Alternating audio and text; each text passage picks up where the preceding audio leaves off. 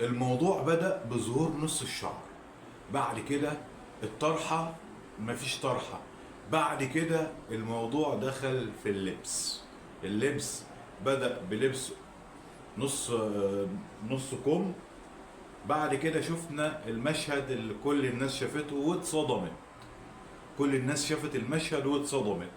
في ناس بتسمي لا ده ما ينفعش وده عيب وده يعني مش متعودين عليه، وفي ناس بتسمي الموضوع ده حرية شخصية. انت حضرتك تبع اي رأي فيهم، ولكن الموضوع بعيد عن الحرية الشخصية وبعيد عن العيب والحرام وده كله.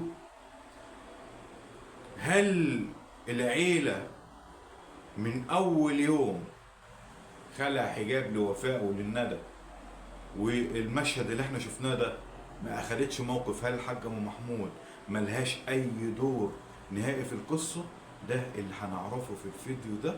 ولكن قبل ما ندخل في تفاصيل الفيديو، الله ينور عليك، خد ثواب عظيم. عطر لسانك الاول بذكر الله، الا بذكر الله تطمئن القلوب. صلي على خير خلق الله سيدنا محمد صلى الله عليه وسلم. ويلا نخش في التفاصيل. طبعا اللايك والاشتراك وكل ده حاجة أنا مش بطلبها من حضرتك، لأن أنت حد ذوق وحد محترم وما بتأثرش. بصوا يا جماعة، الناس طالعة في حملة هجوم يعني قبل كده عن حمد ووفاء علشان خاطر خلع الحجاب، وفي ناس قالت خلاص احنا هنحذف الاشتراك، وكل الناس هجمته. وفي بعض الناس قالت لا، ما هي حرية شخصية، هي اللي هتتحاسب وهو اللي هيتسأل عنها، فانت زعلان ليه؟ في ناس قالت ما يا عم تتفرج، وفاء كانت بتظهر بالحجاب وبتظهر بالعباية وكده، دلوقتي مفيش الكلام ده. ده ناس يعني قليلة الذوق قالت الكلام ده، ان انت ما نخش يلا نتفرج عليها من غير حجاب وهي بجسمها واضح قدام الناس، ما يلا بينا نتفرج. الحالة اللي احنا بنشوفها حالة من الجدال، حالة من الجدال ومن الاستغراب. حت هقيس الموضوع ده على نفسي، انا مستغرب، وكأني لما بتفرج على حمد ووفاء مش هم دول. كأن حمد ووفاء بقالهم يعني سنة أو أكتر من قبل ما نشوف الوفاء وندى وظهورهم من غير الحجاب بالمشهد ده. يمكن تقريبا حسيت إن حمدي مختفي بقالهم فترة ما بيظهروش. مش دول اللي أنا شايفهم، ومن حق اللي أنا اندهش، من حق اللي أنا أزعل لما دول ناس أنا كنت بصنفهم ناس يعني قريبين جدا جدا مننا كعائلتنا، وهو عارف حاجه زي كده كويس. واتمنى ان هو ما يزعلش لو بيسمعني من رايي ومن كلامي ده. انا عمري ما كنت حاد في كلامي او في هجوم زي الاخرين اللي انا يعني بقول لهم انت ما بتاخدش غير بس يعني حاجه مش حلوه او حاجه وحشه في تاريخك قدام اليوتيوب. الناس بتنتقد نقد حاد، يعني انا مش عارف افسرها لكم ازاي، ولكن اللي احنا نقدر نقوله يعني حضراتكم قلتوه. اللي احنا نقدر نقوله حضراتكم قلتوه والزياده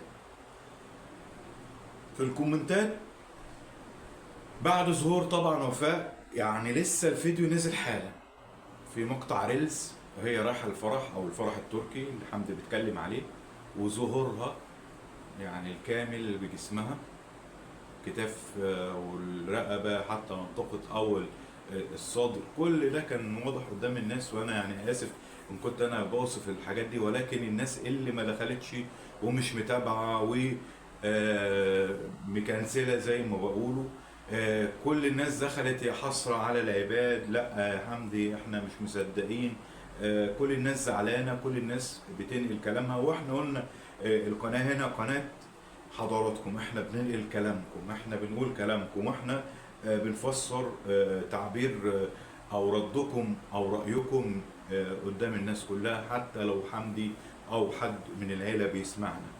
هل العيله متاثره بكده؟ مش محتاجه اللي انا اقول. هل حاجه محمود زعلانه من كده؟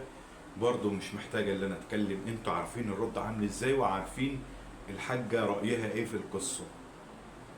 عارفين من وقت خلع الحجاب وكان الموضوع فيه صدمه، يعني لمحمود حوارات، ومحمود يعني طلع عليه ناس كتير على اللايف قالت له يعني محمود رايك ايه وكلام زي كده. محمود قال اسالوني على بيتي.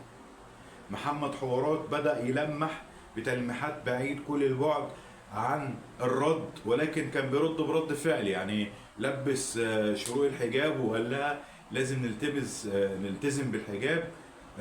وطبعا يعني شفنا حسن ونهال لما نهال لبست الحجاب، وحسن قال انا بساعدها على كده ومبسوط من ان هي عملت كده، وربنا يساعدنا وتستمر على الكلام ده. شفنا طبعا نهال بعد كده يعني الحجاب كان اخد وقت ومكملتش فيه، رجعت للبسها الطبيعي تاني، ولكن كان ده برضو مجرد رد. كان ده مجرد رد على حمد وفاء من خلال الاحداث اللي انتوا شفتوها دي.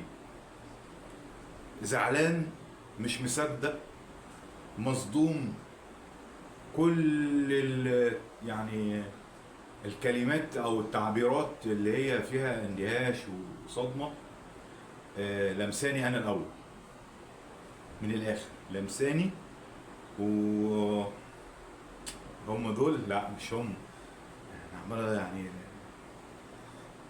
عمال افتح عيني واغمضها، عمال ادور، عمال اقلب، عمال ادخل تاني. هو نفس حمدي ووفاء اللي احنا كنا بنشوف حمدي لما مجرد بس كان في شعرية عندي ندى، مش عند وفاء، كان بيعمل نظام تظليل على على كده. هم دول. احنا هنقدر نقول، مش قصدي مش هنقدر نقول غير ربنا ينور بصيرتهم ويردهم ردا جميلا اللي طبعا لحاجات كتيرة جدا. حياة ملهاش أي لازمة. الحياة مجرد إن هي وقت قصير جدا وبنقضيه زي الضيف اللي داخل عند حد وأخد خبط عليه ودخل بيته، أخد كوباية الشاي وطلع. هي دي الحياة. ضيف داخل أخد واجبه توكل على الله. هي دي وهي ده يعني هي دي الحياة ودي مجملها. آسف لو في لخبطة وكده، فده من حالة الصدمة بجد اللي الواحد ما كنتش مصدق. هنشوف قنوات كتيرة جدا، قنوات نقد وقنوات الرياكت، وكله طالع يهزر وياخدهم محتوى، يعني يضحكوا ويهزروا ويلعبوا ويحفلوا زي ما بيقولوا عليه.